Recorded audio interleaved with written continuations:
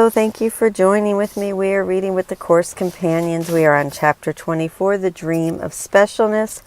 This is Section 4, The Shift in Purpose. If you'd like to close your eyes and join me in prayer. Dear Father, if left to my own devices, my perception will be skewed. I surrender to you everything that I think and feel. God, please take my past, plan my future, send your Spirit to redeem my mind, that I might be set free. May I be your channel, God, and serve the world. May I become who you would have me be, do what you would have me do, go where you would have me go, and say what you would have me say, and to whom, dear God. God, I thank you for my many blessings. Please enable me an open mind and a new experience, setting aside everything I think I know. Amen. The shift in purpose. Specialness is a lack of trust in anyone except yourself. Faith is invested in yourself alone. Everything else becomes your enemy, feared and attacked, deadly and dangerous, hated and worthy only of destruction. Whatever gentleness it offers is but deception, but its hate is real. In danger of destruction it must kill, and you are drawn to it to kill it first. And such is guilt's attraction. Here is death enthroned as Savior. Crucifixion is now redemption, and salvation can only mean destruction of the world, except yourself. What could the purpose of the body be but specialness? And it is this that makes it frail and helpless in its own defense. It was conceived to make you frail and helpless. The goal of separation is its curse. But bodies have no goal. Purpose is of the mind, and minds can change as they desire. What they are and all their attributes cannot change, but what they hold as purpose can be changed, and body states must shift accordingly. Of itself, the body can do nothing. Footnote 18. John 5:19. Verily, verily, I say unto you, the Son can do nothing of himself, but what he seeth the Father do. See it as means to hurt, and it is hurt. See it as means to heal, and it is healed. You can but hurt yourself. This has been oft repeated. Footnote 19. Text, chapter 11, section 3. Unless you have hurt yourself, you could never suffer in any way, for that is not God's will for his Son. Chapter 20, section 4.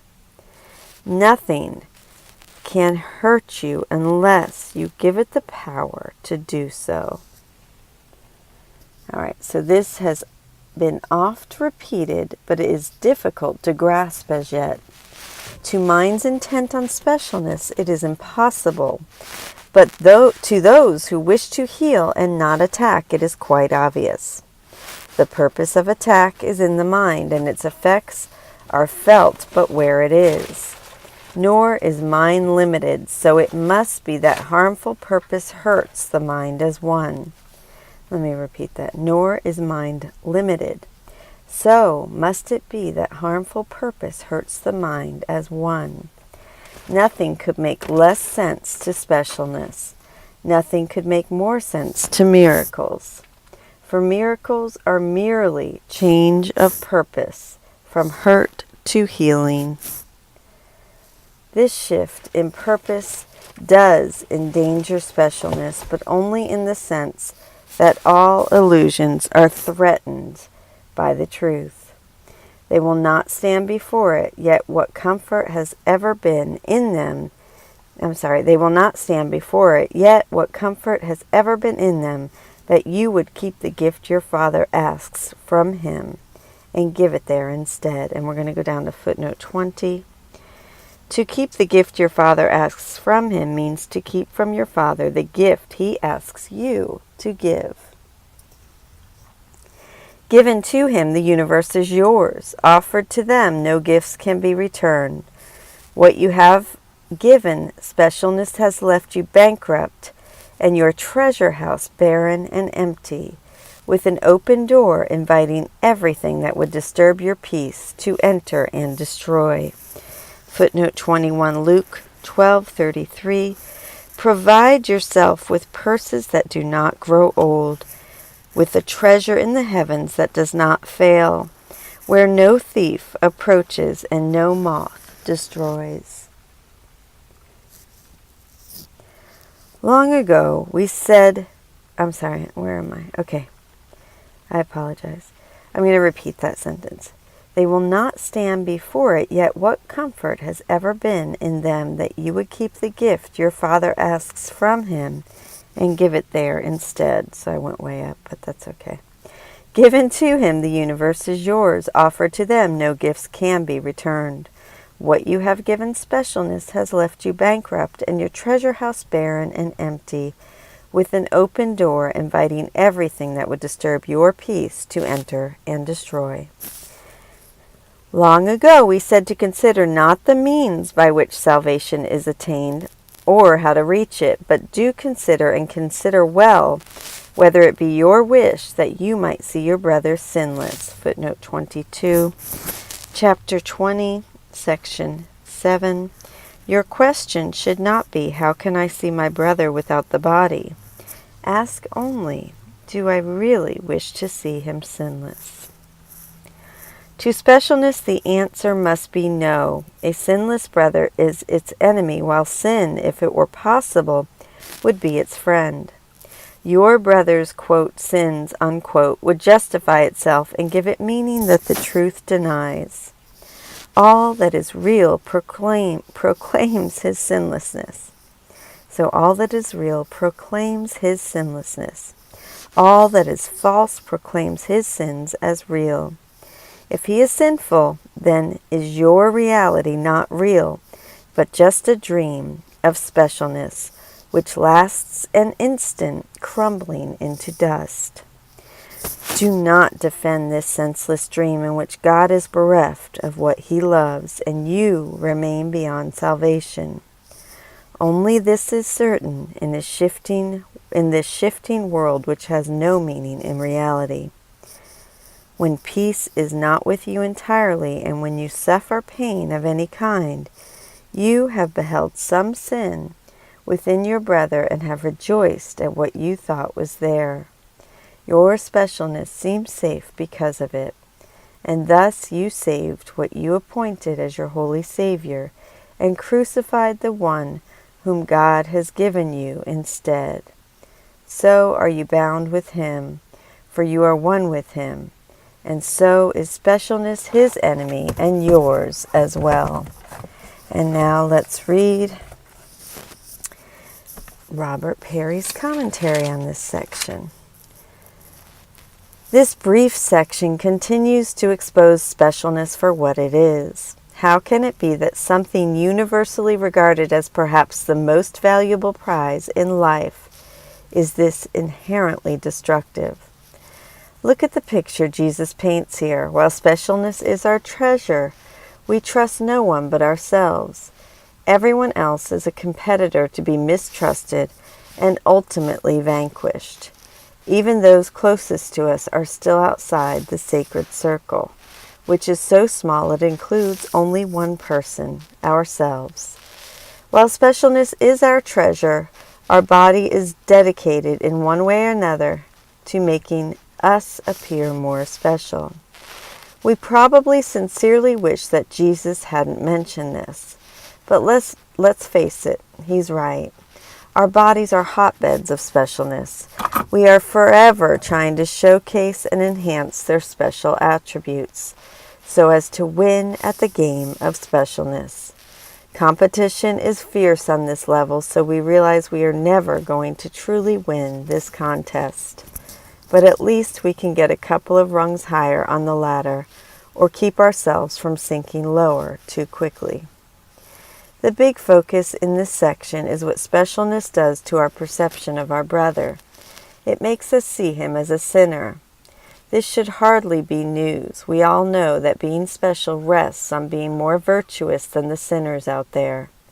And we all know, if we're honest with ourselves, that this spurs us to look for sins in others, to seize on it when we see it, to build a case for it really being there, and to rejoice that we have found it.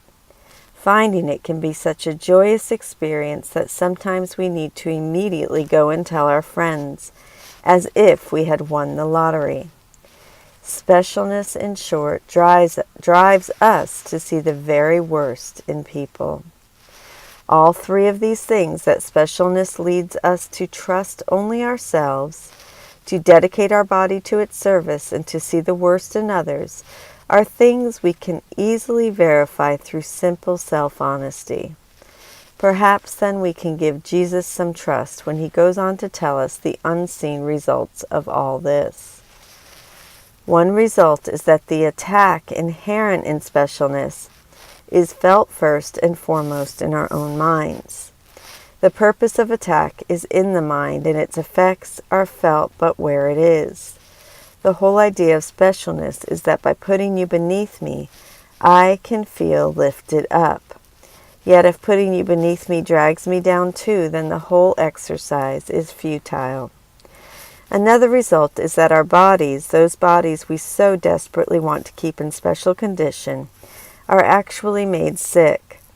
By trouncing on the competition with them, we are using them as means to hurt.